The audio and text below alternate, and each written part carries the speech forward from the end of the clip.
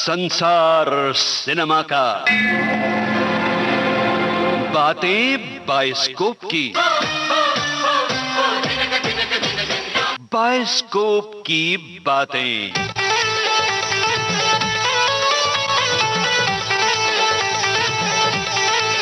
Silence.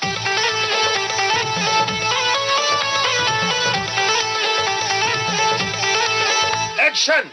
राष्ट्रीय भावना और देशभक्ति पर समय समय पर कई फिल्में बनी हैं। कुछ फिल्मों के नाम तो देशभक्ति की बात करते ही फौरन याद आ जाते हैं, जैसे शहीद, समाधि, हकीकत, हिंदुस्तान की कसम और ललकार वगैरह। आज हम जिस फिल्म की बात करेंगे उस फिल्म का नाम है लीडर। लीडर में भी देशभक्ति का रंग था जरूर, लेकिन पूरी तरह नहीं। इसे यूं कहना ज्यादा ठीक होगा कि लीडर राष्ट्रीय भावना का रंग लिए हुए बाकायदा एक कमर्शियल फिल्म थी। तो आइए आज इसी फिल्म की बातें सुने।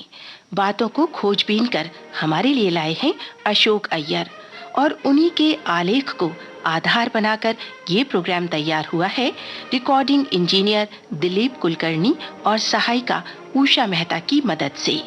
बातें आपको सुनाएंगे प्रोग्राम के प्रोड्यूसर लोकेंद्र शर्मा।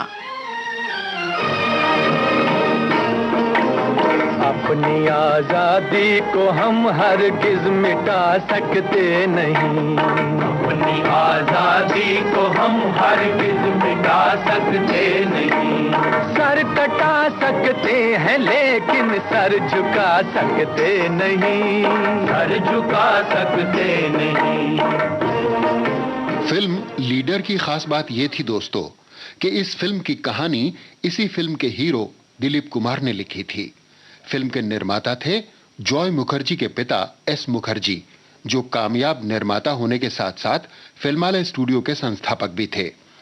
दिल दे के देखो, लव इन शिमला, एक मुसाफिर एक हसीना और हम हिंदुस्तानी जैसी फिल्में फिल्मालया की ही देन थी। फिल्म लीडर के निर्देशक थे राम मुखर्जी, यानी एस मुखर्जी के सुपुत्र और अभिनेता जॉय मुखर्जी के बड़े भाई। लीडर उनके निर्देशन में बनने वाली दूसरी फिल्म थी।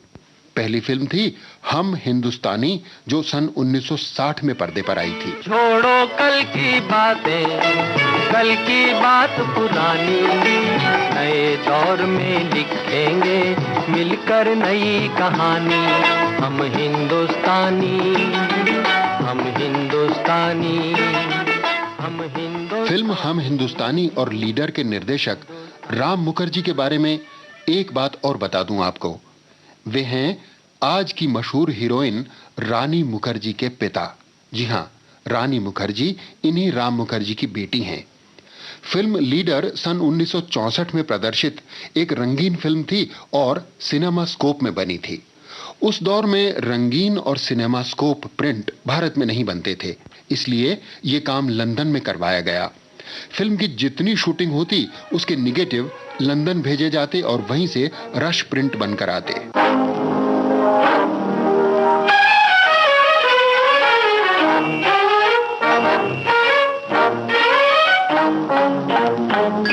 हमी से मोहब्बत, हमी से लड़ाई, हमी से मोहब्बत, हमी से लड़ाई। अरे मार डाला दुहाई दुहाई, अरे मार डाला दुहाई दुहाई। अभी ना समझ हो उठाओ न खंजर, अभी ना समझ हो उठाओ न खंजर। कहीं मुड़ ना जाए तुम्हारी कलाई, अरे मार डाला दुहाई दुहाई।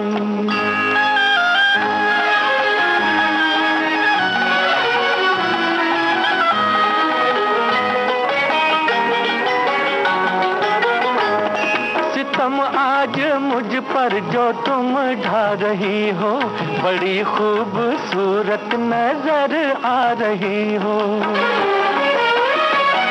ये जी चाहता है कि खुद जान दे दूं, ये जी चाहता है कि खुद जान दे दूं।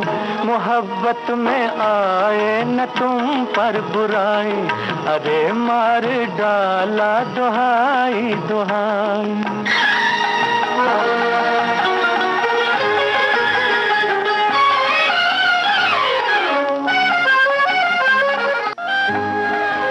जिन दिनों फिल्म लीडर बन रही थी उन्हीं दिनों चीन का भारत पर आक्रमण हो गया और तब जवानों के लिए और राहत कार्यों के लिए फिल्म इंडस्ट्री के कुछ लोगों ने कई स्टेज प्रोग्राम किए। संगीतकार नौशाद ने ऐसे ही एक स्टेज शो के लिए गीतकार शकील बदायूनी से एक गाना लिखवाया। ये गाना तत्कालीन प्रधानमंत्री पंडित जवाहरलाल नेहरू के सामने मोहम्मद रफी ने गाया और नेहरू जी को ये गीत बहुत पसंद आया। बाद में फिल्म लीडर में एक सिचुएशन निकाली गई और इस गीत को फिल्म में शामिल किया गया।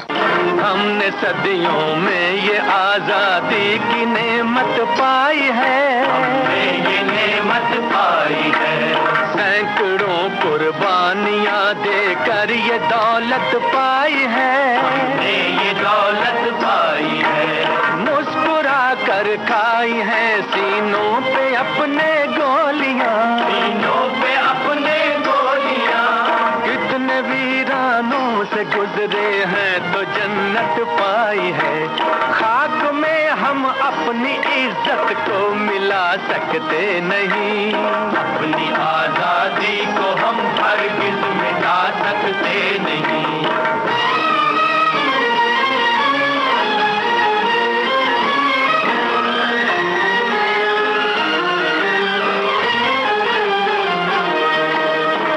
चलेगी जुल्म की अहले वफा के सामने, अहले वफा के सामने।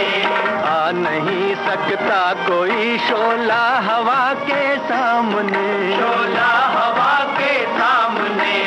लाख फौजें लेके आए अमन का दुश्मन कोई, लाख फौजें लेके आए अमन का दुश्मन कोई।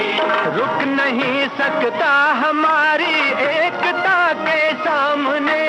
हम वो पत्थर हैं जिसे दुश्मन हिला सकते नहीं, अपनी आजादी को हम हरगिज़ मिटा सकते नहीं। वंदे मातरम, वंदे मातरम, वंदे मातरम। फिल्म लीडर के गाने पहले साहिर लुधियानवी लिखने वाले थे। नौशाद भी खुश हुए कि चलो साहिर लुधियानवी जैसे नए दौर के शायर के साथ काम करने का मौका मिला। लेकिन अफसोस निर्माता एस मुखर्जी के कई बुलावों के बावजूद साहिर साहब मिलने के लिए नहीं आए। यहां तक कि फिल्म का सेट भी लग गया। तब हार कर एस मुखर्जी ने नौशाद साहब से कहा कि वे जिससे चाहे गीत लिखवा लें। और तब नौशाद साहब ने शकील बदायूनी से बात की। शकील साहब का लिखा हुआ फिल्म लीडर का पहला गाना ये गाना था। दैया रे दैया लाज मोहे लागे, दैया रे दैया लाज मोहे लागे। पायल मोरे बाजे सास मोरे जागे, दैया रे दैया लाज मोहे लागे।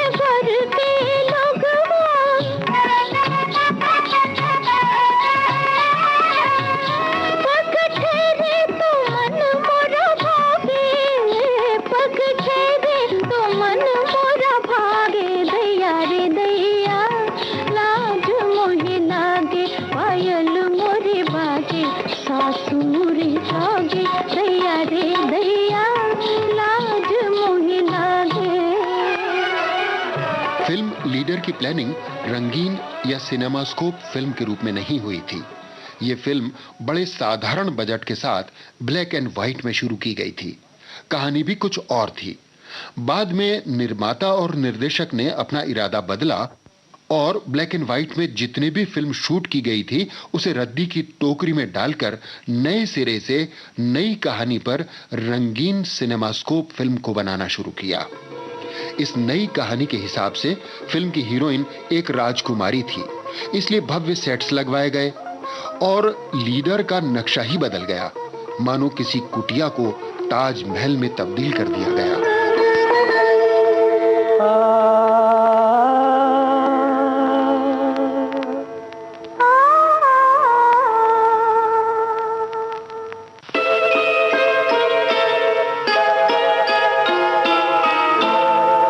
शहंशाह ने बनवा के हंसी ताजमहल, सारी दुनिया को मोहब्बत की निशानी दी है। इसके साए में सदा प्यार के चर्चे होंगे, खत्म जो हो न सकेगी वो कहानी दी है। एक शहंशाह ने बनवा के हंसी ताजमहल।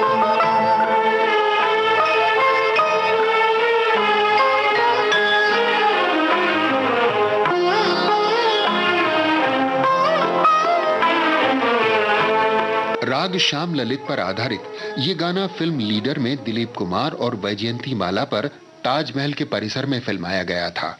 लेकिन शूटिंग के पहले ही दिन दर्शकों की इतनी भारी भीड़ वहां उमड़ आई कि मानो पूरा आगरा शहर वहां आ गया हो। खुद आगरा के तत्कालीन कलेक्टर महाशय और पुलिस कमिश्नर साहब भी अपने अपने परिवारों के साथ दिलीप कुमार और वैजयंती माला की झलक पाने के लिए वहां आ पहुंचे। ताजमहल में अफरा तफरी का ऐसा माहौल था कि पुलिस को लाठीचार्ज करना पड़ा, लेकिन जब पुलिस ने भीड़ को बाहर खदेड़ा तो ताजमहल के बगीचे और लॉन के फूल पौधे लोगों के पैरों तले बुरी तरह कुचल गए। इस हंगामे में काफी लोगों को चोटें भी आईं। और रही बात इस गाने के फिल्मांकन की, तो पहले दिन तो गाने के केवल 3 ही शॉट और वो भी मुश्किल के साथ फिल्माए जा सके। 3 दिन तक शूटिंग करने के बाद गाने की शूटिंग तो पूरी हो गई, लेकिन प्रशासन ने ताजमहल की सुंदरता को बर्बाद करने का सारा दोष फिल्म लीडर के निर्माता और यूनिट पर लगाया। भारी जुर्माना ठोकने के बाद प्रशासन ने यह भी घोषणा कर दी कि आज के बाद ताजमहल में किसी भी फिल्म की शूटिंग करने की अनुमति नहीं दी जाएगी। जाहिर है फिल्म लीडर के इस गाने की शूटिंग के बाद बरसों तक ताजमहल में कोई और शूटिंग नहीं हो सकी।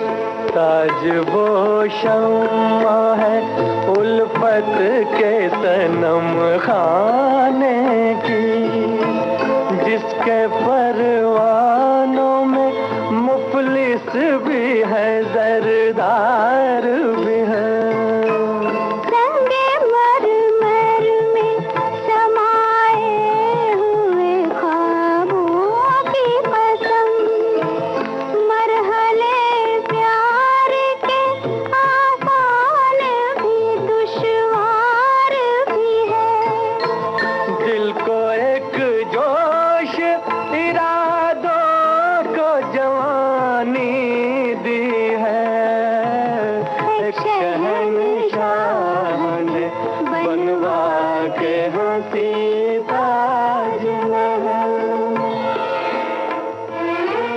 और अब गब्बर सिंह यानी मरहूम अमजद खान का एक किस्सा। आप सोचेंगे कि फिल्म लीडर में अमजद खान कहां से आ गए। असल में लीडर के निर्माण के दौरान अमजद खान निर्देशक राम मुखर्जी के चौथे असिस्टेंट थे। हुआ यूं कि मैट्रिक का इम्तिहान देने के बाद अमजद मियां रिजल्ट का इंतजार कर रहे थे और उनके पिता जयंत लीडर में विलेन की भूमिका निभा रहे थे। एक दिन जब अमजद साहब अपने पिता जयंत से मिलने के लिए फिल्मालय स्टूडियो में आए तो दिलीप कुमार ने यह सुझाव दिया कि छुट्टियां बर्बाद करने से तो बेहतर यह होगा कि अमजद सहायक निर्देशक बन जाएं। लिहाजा अमजद राम मुखर्जी के सहायक बन गए। दोस्तों, शुरुआत में ही मैंने आपको बताया था कि फिल्म लीडर की कहानी दिलीप कुमार ने लिखी थी। उन दिनों फिल्मालय स्टूडियो में आम का एक पेड़ हुआ करता था। दिलीप कुमार अक्सर उसी पेड़ के नीचे बैठकर लीडर के सीन लिखा करते थे। चलिए अब पेड़ के नीचे बैठकर जो कहानी लिखी गई थी उसका भी जायजा लें। आचार्य जी यानी अभिनेता मोतीलाल एक निहायत ईमानदार और सच्चे और नेक नेता थे।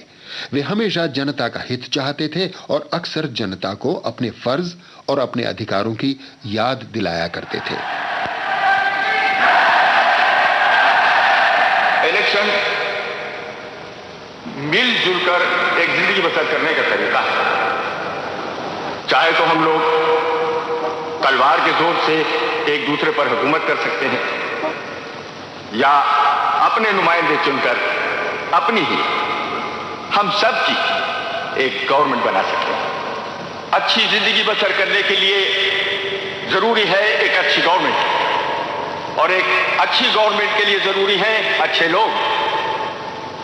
हमारी गवर्नमेंट हमारे मुस्तकबिल का अक्स होती है, इसलिए अपनी वोट को बेचना अपने भविष्य को गिरवी रखना है। आचार्य जी की खरी बातें और उनका जनता को सही राह दिखाना कुछ लोगों की आंखों में खटकता था। काले धंधों और गलत कामों में लिप्त ये लोग दीवान महेंद्र नाथ यानी अभिनेता जयंत और उनके साथी जो आचार्य जी के खिलाफ थे, एक साजिश रच रहे थे। आगे आचार्य बहुत बड़ा लीडर, सारी जनता उनके पीछे है, लेकिन रुपए की ताकत नहीं, और रुपया भगवान है मिस्टर घटक। आजकल लोग रुपयों की पूजा करते हैं, ऊंचे विचारों की नहीं। फिर भी उनके मुकाबले में मेरा इलेक्शन जीतना निहायत ही मुश्किल है। It is impossible. इलेक्शन जीतेंगे नहीं मिस्टर घटक, हमें इलेक्शन खरीदना है। नोट देकर वोट लेंगे, और मिस्टर आचार्य और उनके सोशलिज्म का जनाजा हम आपके कांधों पर रखेंगे। पॉलिटिक्स भी एक बिजनेस हो गया है मिस्टर घटक, करोड़ों रुपए का सवाल है। गागा, आज शाम को आचार्य की मीटिंग है, तुम तैयार हो? बिल्कुल, 3 बम तैयार। विजय खन्ना यानी दिलीप कुमार जंग लीडर नाम से एक अखबार निकाला करता था। इस अखबार में वैसे तो सनसनीखेज खबरें और सुर्खियां होती थीं, लेकिन एक बार जब विजय खन्ना के अखबार में श्यामगढ़ की राजकुमारी सुनीता यानी वैजयंती माला की अर्धनग्न तस्वीर छाप दी गई तो एक हंगामा समझ गया। सुनीता आचार्य जी के दल की मेंबर थी। आचार्य जी ने सुनीता को बुलवाया और पूछताछ शुरू कर दी। सुनीता, तुम लड़की हो, एक रियासत की राजकुमारी हो, तुम्हारा नाम ये 2 कौड़ी के अखबार इस तरह उछाले अच्छा नहीं। पर मैं सच कहती हूँ आचार्य जी, ये मेरी तस्वीर नहीं है। मक्कार एडिटर ने न जाने किसी और के बदन पर मेरा सर चिपका दिया है। मैं इस कमबख्त को अच्छी तरह समझूंगी। किसी से उलझने में तुम्हें इस बात का ख्याल रखना चाहिए कि तुम्हारे पिताजी ने महल की दीवारों से इतनी दूर इस शहर में तुम्हें इसलिए भेजा है कि तुम जनता के साथ मिलजुल कर रहना सीखो, कुछ तालीम हासिल करो। तुम्हें कोई बात ऐसी नहीं करनी चाहिए जिससे कि उन्हें शिकायत का मौका मिले। उनके कहने पर ही तो हम चल रहे हैं आचार्य जी। यहाँ किसी को ये तक भी नहीं मालूम कि हम कौन हैं। श्यामगढ़ रियासत से हमारा क्या संबंध है? संबंध तो इंसान का इंसान से होना चाहिए, बाकी ऊंच नीच के सब बंधन खोटे। शाम की मीटिंग में अगर वक्त मिले तो आ जाना। सुनीता आचार्य जी की पार्टी की मेंबर थी और उसका छोटा भाई शालू विजय खन्ना की पार्टी का। शालू बेशक विजय खन्ना को पसंद करता था, मगर सुनीता विजय से खार खाए बैठी थी। एक दिन फोन पर ही उनकी तकरार हो गई। हेलो शालू। शालू नहीं, मैं उसकी बहन सुनीता बोल रही हूँ। आप कौन है? जी, मैं यंग लीडर अखबार का एडिटर विजय खन्ना बोल रहा हूँ। आदाब से मैडम, आपका छोटा भाई शालू मेरी पार्टी का मेंबर है। वैसे लानत है आप पर और आपकी पार्टी पर। अपने 2 कौड़ी के अखबार में आपने मेरी वो बेहुदा तस्वीर क्यों छापी? क्या राइट था आपको? अरे मैं तो आपको बड़ा तरक्की पसंद समझता था मैडम। वैसे तो आप बड़ी रोशन ख्याल नजर आती हैं। जब खरामा आचार्य जी की मीटिंग में आती है तो क्या रंग लग जाता है। वोट की बात में पब्लिक लोटपोट हो जाती है मैडम। आप अपने आप को जर्नलिस्ट कहते हैं? शरीफ लड़की से बात करने की तमीज नहीं, लीडर की ख्वाब देखते हैं। जिंदगी भर घास खोदते रहिएगा मिस्टर खन्ना। दोनों साथ साथ खोदेंगे सुनीता देवी। नालायक आदमी, खबरदार जो मेरा नाम लिया, मुझे तुमसे सख्त नफरत है। धन्यवाद सुनीता देवी। ये नफरत प्यार की पहली मंजिल है और आपने पहला कदम बढ़ा लिया है। अब आप देखिएगा, आगे आगे मैं हूँगा और पीछे पीछे आप होंगी, बम्बई से आगरे तक। वैसे आगरे के पागल खाने जरूर जाइएगा खन्ना साहब।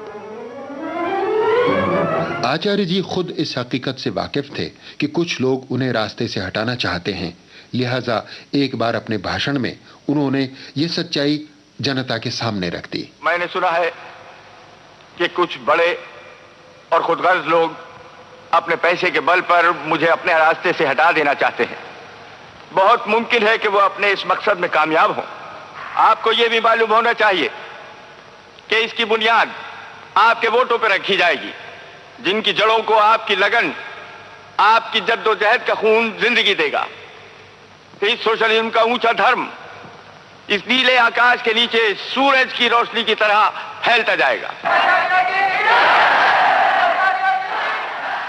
आचार्य जी की मीटिंग को नाकाम करने के लिए बदमाशों ने वहां बम के धमाके कर डाले।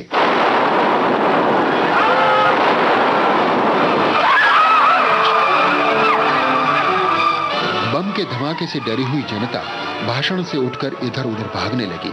तभी बड़ी दिलेरी के साथ विजय खन्ना ने माइक्रोफोन संभाला। मगर भाग के जाओगे कहां? उधर हिमालय की चोटियों पर दुश्मन और इधर तुम्हारे अपने घर के अंदर हत्यारों ने तुम्हें घेर के रखा है। कहां भाग के जाओगे? रुक क्यों गए हो? भागो! कौन साहब है ये? मालूम नहीं, पहले कभी देखा नहीं। याद रखो, तुम्हारी इसी बुज़दिली ने 100 बरस तक देश को गुलाम बनाए रखा।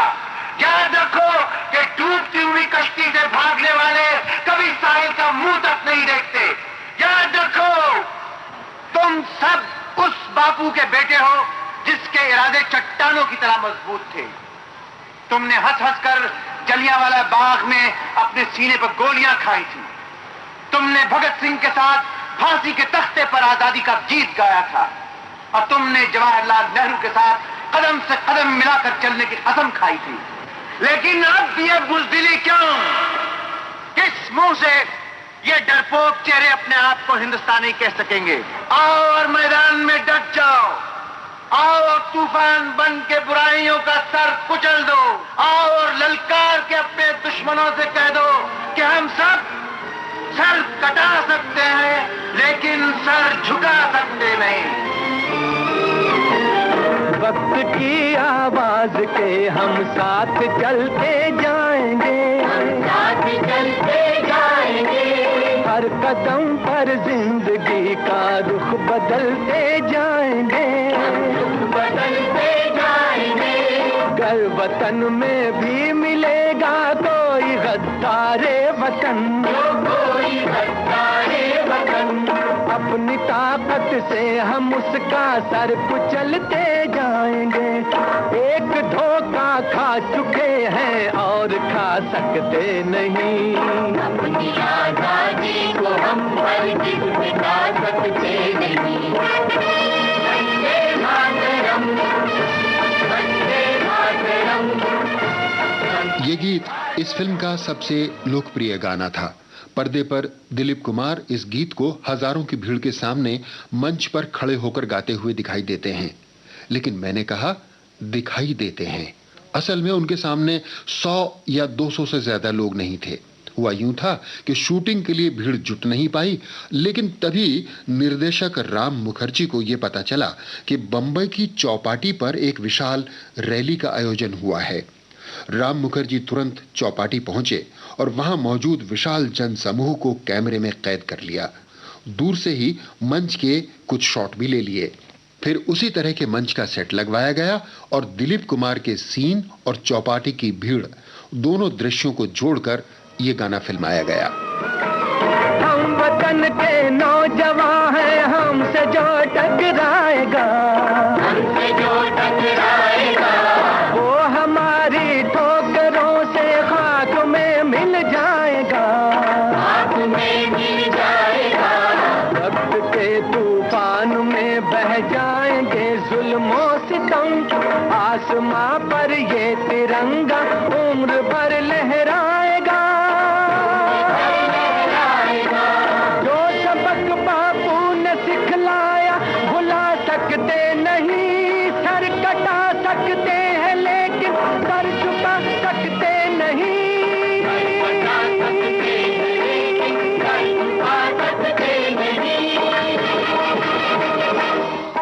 विजय खन्ना की दिलेरी ने सुनीता के दिल में भरी हुई नफरत को मोहब्बत में बदल दिया, और विजय वो तो पहले से ही सुनीता के हुस्न का दीवाना था।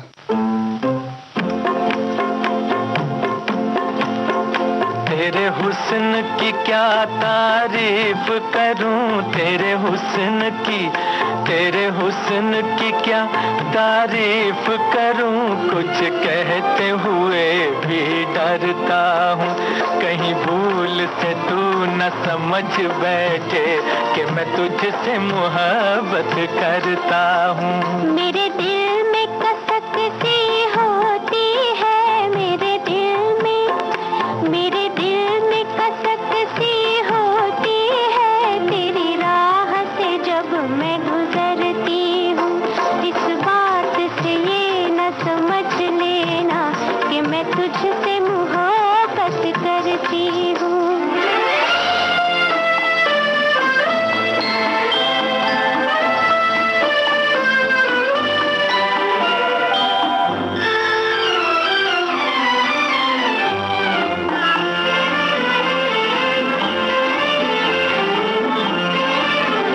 तेरी बात में गीतों की सरगम, तेरी चाल में पायल की छम छम। तेरी बात में गीतों की सरगम, तेरी चाल में पायल की छम छम। कोई देख ले तुझको एक नजर, कोई देख ले तुझको एक नजर, मर जाए तेरी आंखों की कसम। मैं भी हूँ अजब एक दीवाना, मरता हूँ न आहें भरता हूँ। कहीं भूल से तू न समझ बैठे कि मैं तुझसे मोहब्बत करता हूँ।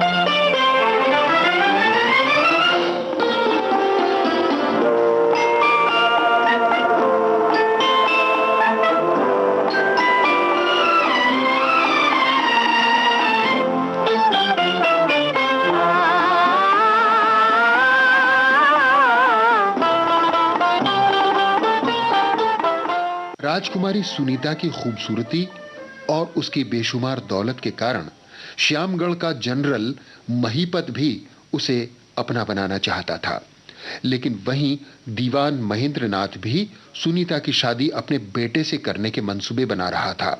जबकि हाल ये था कि सुनीता विजय पर दिलो जान से फिदा हो चुकी थी। वो चाहती थी कि विजय आचार्य जी के पास जाकर अपने दिल की बात कह दे। सच्चे दिल से जो भी मन में आए आचार्य जी से कहना। मैं यहाँ तुम्हारे इंतजार करूंगी, तुम्हारे लिए प्रार्थना करूंगी। और विजय आचार्य जी के पास सुनीता का हाथ मांगने के लिए जा पहुंचा। सुनीता एक सीधी और अच्छी लड़की है। क्या तुम अपने दिल पे हाथ रख के ये कह सकते हो कि तुम उससे शादी करने के काबिल हो? जी, मैं दिल पे हाथ रख के कहता हूँ कि मेरा प्यार भी सुनीता के लिए सच्चा है।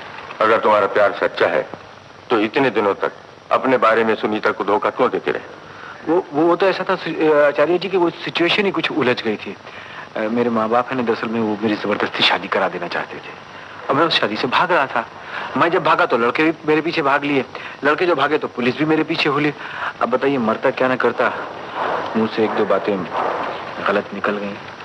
तुम अपने अखबार में भी तो ऑल फॉल जो कुछ समझ में आता है छाप देते हो। नहीं, वो उसमें मेरा कोई कसूर नहीं, वो तो पब्लिक मांगती है। जब तक मिर्च मसाला न लगाइए तो कोई बात ही नहीं बनती। लेकिन मैं आपको एक बात की गारंटी देता हूँ आचार्य जी। गारंटी? जी हाँ, चाहे कुछ हो जाए, दुनिया इधर की उधर हो जाए, चाहे आसमान से तारे तोड़ के लाने पड़े, लेकिन मैं सुनीता को बहुत सुख में रखूंगा, बिल्कुल फूल की तरह। आचार्य जी ने विजय को सुनीता से शादी करने की इजाजत दे दी और विजय का दिल दुआओं से भर उठा। ईश्वर करे हम जैसे लाखों इंसानों की जिंदगी भी आपको मिल जाए आचार्य जी। जिंदगी का क्या भरोसा है बेटा, कौन जानता है कब मौत किस दरवाजे से दाखिल होती। चलती हुई सांसों का सिलसिला टूट जाता है। हाँ, भगवान से एक प्रार्थना है कि मरते दम तक हम सच को समझ सकें, बोल सकें और सच्चाई के रास्ते पर चल सकें।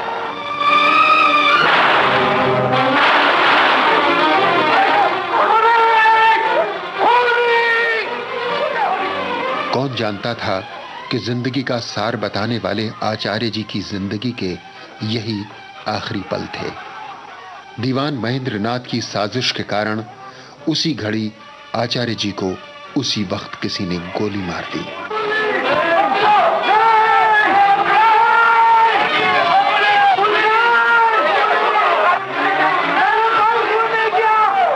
आचार्य जी के कत्ल के वक्त वहां केवल विजय था, लिहाजा उसे ही कातिल समझा गया।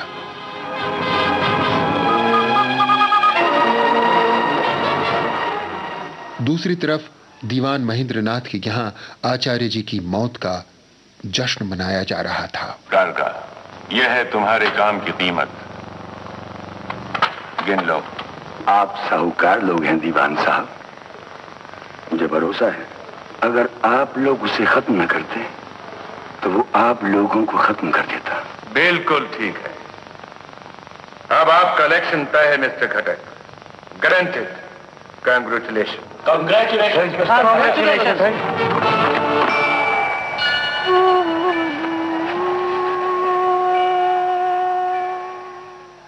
इधर पुलिस से बचने के लिए घायल विजय दरबदर मारा मारा फिर रहा था।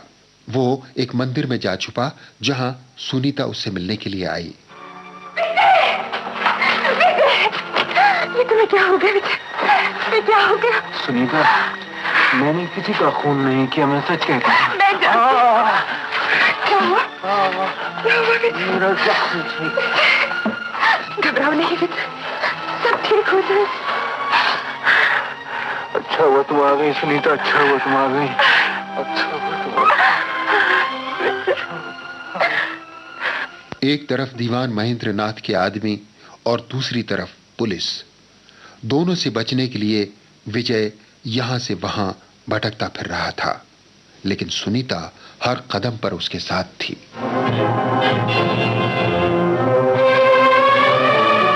एरोड्रोम से कोई खबर आई? Nothing sir. और बॉम्बे सेंट्रल वीटी स्टेशन से? No sir. He must not escape.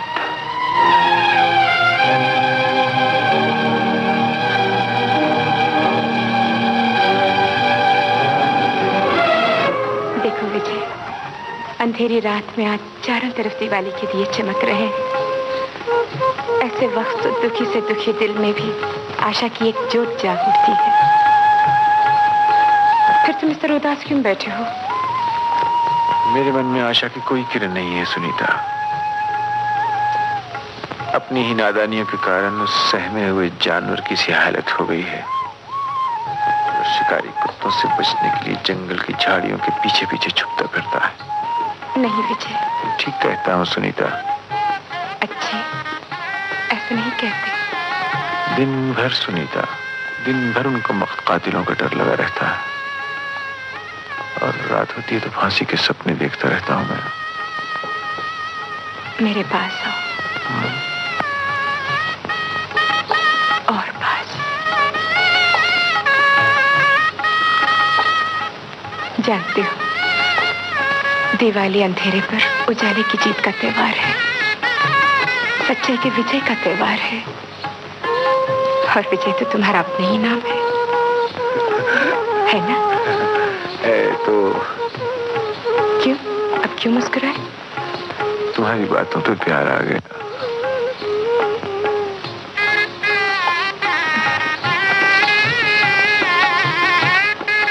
देखा, प्यार का नाम लिया और दूर शहनाई बजने लगी। हाँ।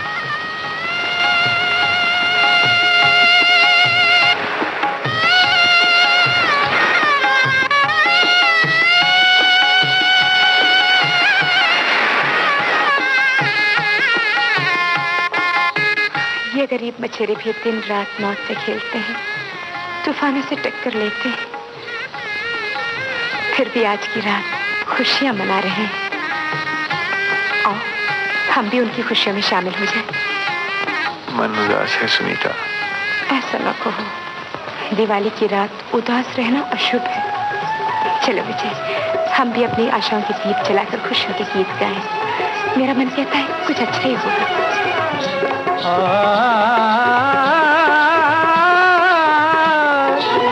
चूड़ियां खन के तो डर डर जाऊं, झांझन झन के तो मर मर जाऊं।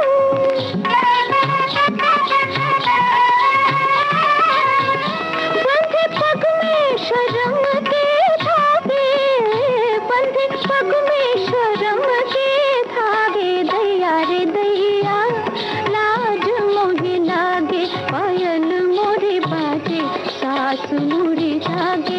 दैया रे दैया, लाज मोहे लागे।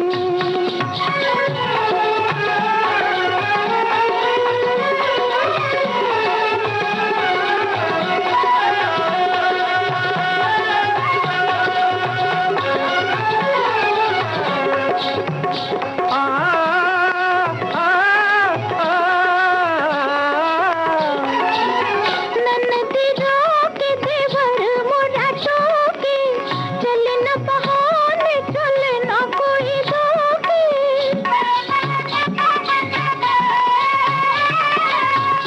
बड़ी मुश्किल है आज मोरे आगे, बड़ी मुश्किल है आज मोरे आगे। दैया रे दैया, लाज मोही लागे, पायल मोरे बाजे, सास मोरी जागे। दैया रे दैया, लाज मोहे लागे।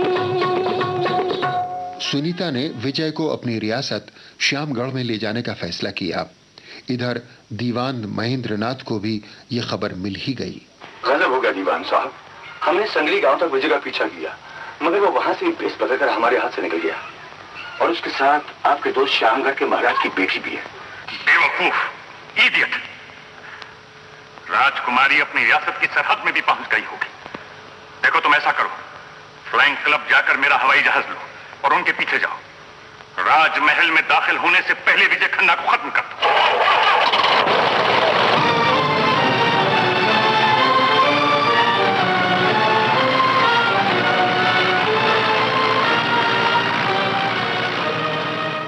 विजय, हाँ? पिताजी। अरे भाई, ये लोग कौन है? अपनी सुनीता है योर हाइनेस। सुनीता, हेलो। इसका मतलब? पिताजी अगर जान गए कि तुम पर खून का इल्जाम लगा हुआ है और तुम वही विजय खन्ना हो तो फट से पुलिस के हवाले कर देंगे। मैं इनको अपना नाम क्या बताऊंगा? अरे ये लोग मेरी तरफ ही देख रहे हैं। हेलो। चलो। आओ बेटी। पिताजी। जीती रहो। तुम यहाँ कैसे? लो भाई, तुम तो ठीक निकले। आप कौन? पिताजी ये है अपनी वो हाँ वो पहचाना नहीं है आपने? बचपन में देखा था, कहाँ याद होगा आपको? ठहरो भाई ठहरो। ये पाइपर प्लेन दीवान महेंद्रनाथ का है ना? वाह वाह वाह वाह, देखा देखा देखा। तो तुम दीवान महेंद्रनाथ के साहबजादे धीरू हो? धीरू? धीरू? हाँ धीरू धीरू, बिल्कुल करेक्ट। मैंने नहीं कहा, पहचान लिया पिताजी ने।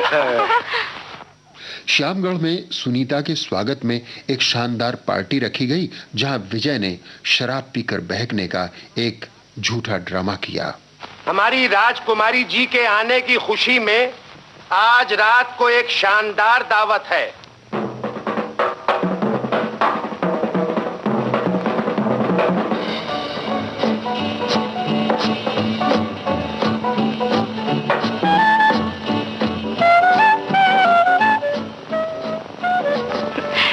इतनी देर हो गई, पिताजी को क्या कहेंगे? कोई भी उठपटांग गोल मोल बात कह देंगे ना। आ रहे हैं। कौन? ओहो, hello your highness. Hello Dhiru. भाई इतनी देर तक कहाँ थे तुम दोनों? योर हाइनेस, हम लोग वहाँ गए थे। वो उसका वो क्या नाम है? भूल भुलैया। सदर के जमाने में कितने अंग्रेज अंदर गए, कोई भी वापस नहीं लौटा। एक भी नहीं आया योर हाइनेस। तो अच्छा ही हुआ कि हम लोग वापस लौट आए, वरना मेरे पिताजी बेचारे कहते कि मेरा एक अकलौता धीरू न जाने कहाँ गायब हो गया, किधर निकल गया। तुम्हें तो क्या कहते हैं, हमारी जान पे आपन। जाओ मिलो उनसे, यही है वो। कौन? वो दीवान महेंद्रनाथ? दीवान नहीं, आप जो है ना साहब मजाक कर रहे हैं। वो तो गए हुए, वो क्रिकेट का टेस्ट मैच देखने दिल्ली गए हुए। वो क्या कहते हो? दिल्ली कहाँ? वो देखो सामने, तुम्हें तो देख रहे हैं। यार कैसे आ सकते हैं यहाँ? वो देखो वही है। यहाँ वो तो ये तो वही है। बेटा Dhiru, shake hand. Hello daddy. Mummy किधर है? मम्मी किधर है? मम्मी घर में तुम्हारा इंतजार कर रही है। ड्रिंक्स?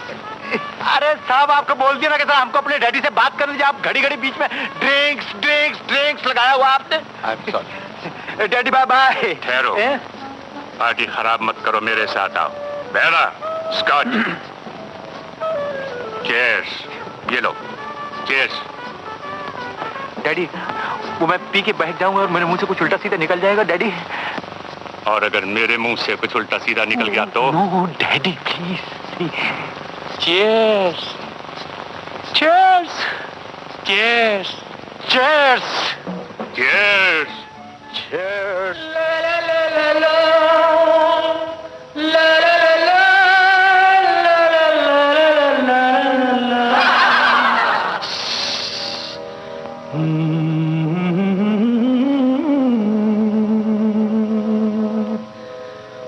मुझे दुनिया वालों शराबी न समझो, मैं पीता नहीं हूँ, पिलाई गई है। जहाँ बेखुदी में कदम लड़खड़ाए, वही राह मुझको दिखाई गई है।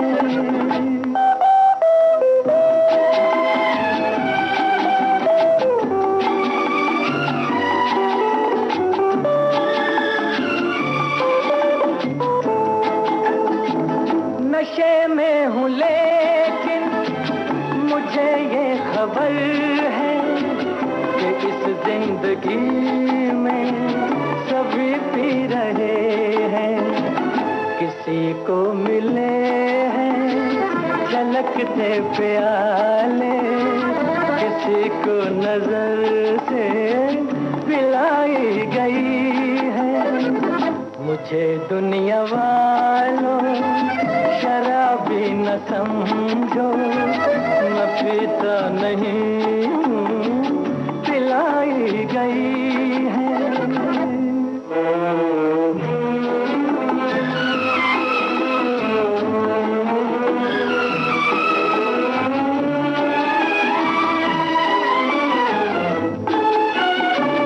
किसी को नशा है जहाँ में खुशी का, किसी को नशा है गमे जिंदगी का।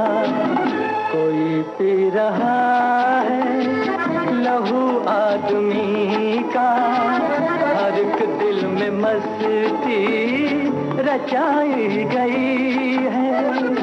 मुझे दुनिया वालों शराब न समझो, मैं पीता नहीं हूँ, पिलाई गई है। मुझे दुनिया वालों शराब न समझो, मैं पीता नहीं हूँ, पिलाई गई है।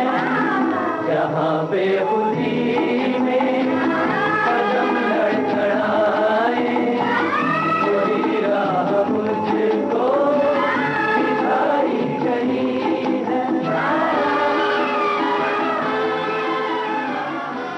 और काफी मुसीबतों के बाद विजय के हाथ वो टेप आ गया जिसमें दीवान महेंद्रनाथ ने खुद ही अपनी और अपने साथियों की काली करतूतों की हकीकत बयान की हुई थी। हाथ उठाओ। कौन हो तुम? मैं कहता हूँ हाथ उठाओ। और मैं कहता हूँ कौन हो तुम? और यहाँ क्या कर रहे? मैं आचार्य जी के असली कातिल की तलाश में था। तुम्हारा दिमाग खराब हो गया। यहाँ कौन कातिल? तुम हो। क्या सबूत है तुम्हारे पास? गफूर जी फरमाइए। इन्हें आखिरी 2 लाइन सुना दो। मिस्टर गुप्ता, पुलिस के पास क्या सबूत है कि गार्गा हमारा आदमी है? उनके पास क्या सबूत है कि आचार्य को कत्ल करने के लिए मैंने रुपया दिया है? उन्हें क्या मालूम है कि मैंने विजय के पीछे गार्गा को लगा रखा है? आप किसी बात की चिंता न कीजिए, मैं हर एक चीज भुगत लूंगा। सुन लिया तुमने बदमाशों? बकवास बंद करो, हटाओ ये तुम्हारी बंदूक। ये क्या ढोंग बना रखा है तुमने? ये ढोंग तुम्हारी पोल खोलने के लिए बनाया गया है। खुद खून करके मेरे मासूम बच्चे को फंसाना चाहते थे। क्या विजय को लावारिस बच्चा समझ लिया था? क्या समझे थे? उसका कोई नहीं। अरे मैं हूं, बालाराम नहीं, प्रोफेसर खन्ना। नाम सुना है कभी?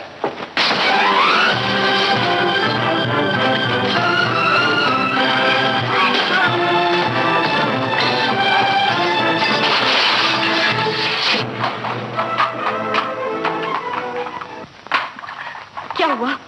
वो लोग मेरे पीछे लगे हुए, तुम इस टेप रिकॉर्डर को कहीं छुपा दो सुनीता। क्या है इसमें? इसमें आचार्य जी के खून का सबूत है। जल्दी करो। हटाओ इनके पीछे।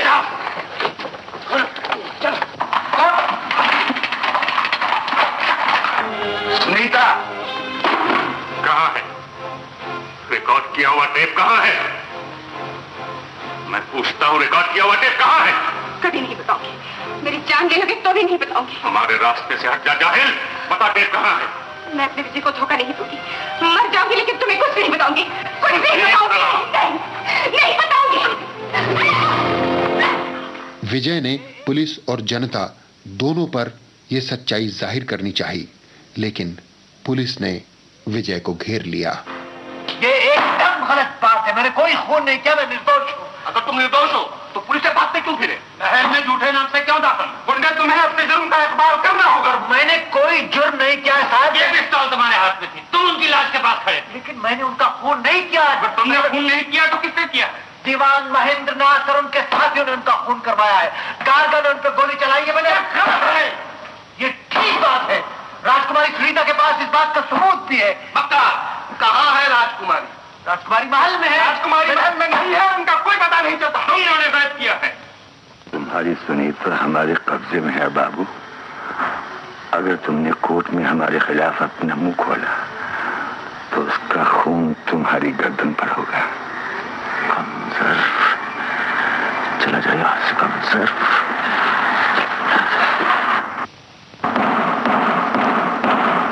अदालत तुमसे आखिरी बात पूछती है विजय खन्ना, क्या तुम अपने जुर्म का इकरार करते हो? विजय खन्ना, तुम्हारी खामोशी का क्या मतलब है? मुल्जिम की खामोशी इस बात का सबूत देती है कि इसी मुल्जिम ने आचार्य जी का खून किया है।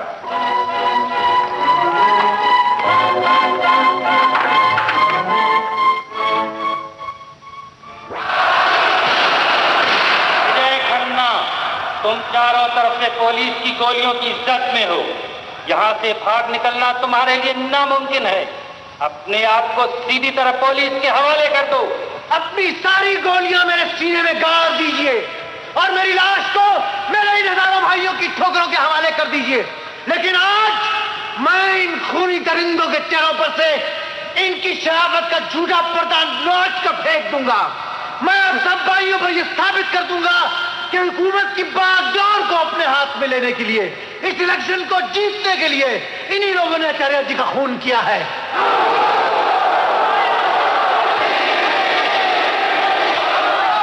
ये मीटिंग नहीं, मजाक हो रहा। आइए मिस्टर घटक। और थोड़ी देर ठहर जाइए दीवान साहब।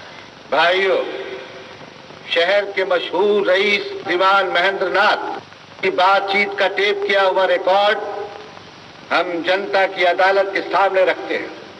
सुनिए और फैसला कीजिए कि मुजरिम कौन है। मिस्टर गुप्ता, पुलिस के पास क्या सबूत है कि गार्गा हमारा आदमी? उनके पास क्या सबूत है कि आचार्य को कत्ल करने के लिए मैंने रुपया दिया है? आप किसी बात की चिंता ना कीजिए, मैं हर एक चीज भुगत लूंगा। सच्चाई जानकर जनता का खून खौल उठा और अब दीवान महेंद्र नाथ क्रोधित भीड़ से बचने के लिए भागने लगा। भागते भागते वो वहां जा पहुंचा जहां रावण का पुतला जलाया जाने वाला था। वहीं पर महेंद्र नाथ ने अपना अपराध कबूल कर लिया।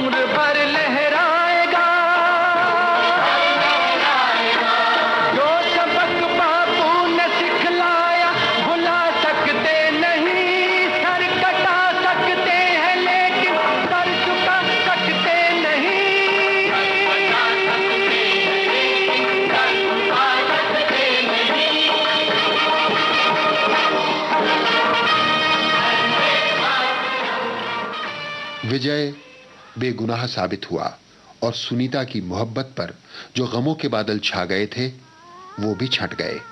सच्चे प्यार ने मानो मुकद्दर बदल दिया। आज है प्यार का फैसला है सनम, आज मेरा मुकद्दर बदल जाएगा। आज है प्यार का फैसला है सनम, आज मेरा मुकद्दर बदल जाएगा। तू अगर संग दिल है तो परवाह नहीं, मेरे नगमों से पत्थर पिघल जाएगा। आज है प्यार का फैसला है सनम, आज मेरा मुकद्दर बदल जाएगा।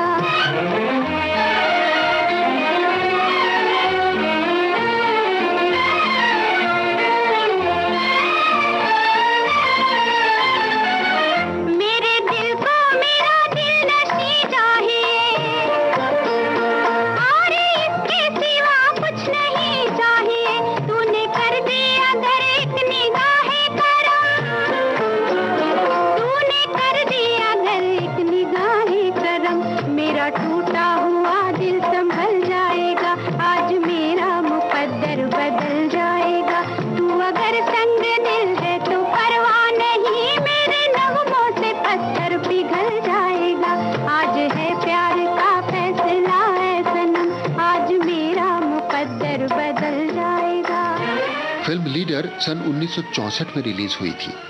राम मुखर्जी का इरादा इस फिल्म का शीर्षक मिस्टर लीडर रखने का था, जिससे जनता को इसे किसी महान नेता की कहानी समझने का मौका न मिले। लेकिन निर्माता के कहने पर उन्हें इसका नाम केवल लीडर रखने के लिए राजी होना पड़ा। दिलीप कुमार और वैजयंतीमाला जैसे फिल्म स्टार्स होने के बावजूद फिल्म लीडर रिलीज तो अच्छी हुई, लेकिन इसके बाद इसे दर्शकों ने जैसे नकार दिया। लेकिन इसका गीत और संगीत आज भी कानों में रस घोलने में उतना ही सक्षम है जितना रिलीज के समय था। आज कल शौक दीदार है, आज कल शौक दीदार दीदार है। क्या कहूँ आपसे प्यार है, क्या कहूँ आपसे प्यार है, प्यार है, प्यार है। मेरी जानिब से इनकार है, मेरी जानिब से इनकार है। क्या करूँ मैं अगर प्यार है, क्या करूँ मैं अगर प्यार है, प्यार है, प्यार है।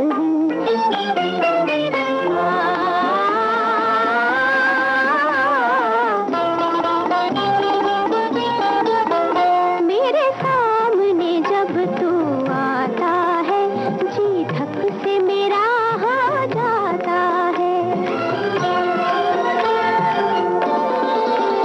मेरे सामने जब तू आता है, जी धक से मेरा हो जाता है। लेती है तमन्ना अंगड़ाई, लेती है तमन्ना अंगड़ाई, दिल जाने कहाँ खो जाता है। महसूस ये होता है मुझको जैसे मैं तेरा दम भरती हूँ। इस बात से ये न समझ लेना कि मैं तुझसे मोहब्बत करती हूँ।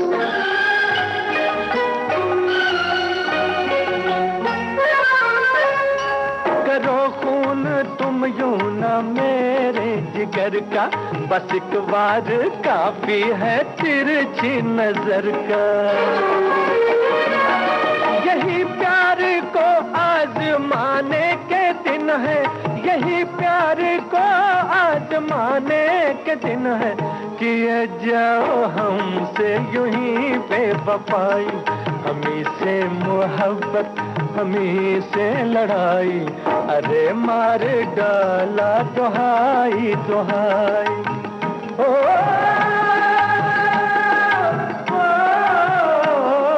अभी ना समझो उठाओ न खंजर, अभी ना समझो उठाओ न खंजर। कहीं मुड़ ना जाए तुम्हारी कलाई, अरे मार डाला दुहाई दुहाई। फिल्म लीडर फिल्मालया के बैनर पर बनी थी और इसके निर्देशक थे राम मुखर्जी। ये बातें मैं आपको बता चुका हूं। अब ये बात भी एक बार फिर बता दूं कि इस फिल्म की कहानी दिलीप कुमार ने लिखी थी। हाँ, संवाद लिखने की जिम्मेदारी वजाहत मिर्जा ने संभाली थी। गीतकार शकील बदायूनी और संगीतकार नौशाद की जोड़ी का एक और सरगमी उपहार थी फिल्म लीडर। ये हंसी रात, ये महकी हुई पुरनूर फजा, हो इजाजत तो ये दिल इश्क का इजहार करे। इश्क इंसान को इंसान बना देता है, किसकी हिम्मत है मोहब्बत से जो इनकार करे। आज तकदीर ने ये रात सुहानी दी है, एक शहंशाह ने बनवा के हंसी ताजमहल, सारी दुनिया को मोहब्बत की निशानी दी है, एक शहंशाह ने बनवा के हंसी ताजमहल। फिल्म लीडर की बातें पूरी हुई दोस्तों। ये बातें और बातों में भरी जानकारियां आपके लिए लाए थे अशोक अय्यर। प्रोग्राम तैयार हुआ रिकॉर्डिंग इंजीनियर दिलीप कुलकर्णी और सहायिका उषा मेहता की मदद से। और बाइस्कोप की बातें आपको सुना रहे थे प्रोग्राम के प्रोड्यूसर लोकेंद्र शर्मा। बाइस्कोप की बातें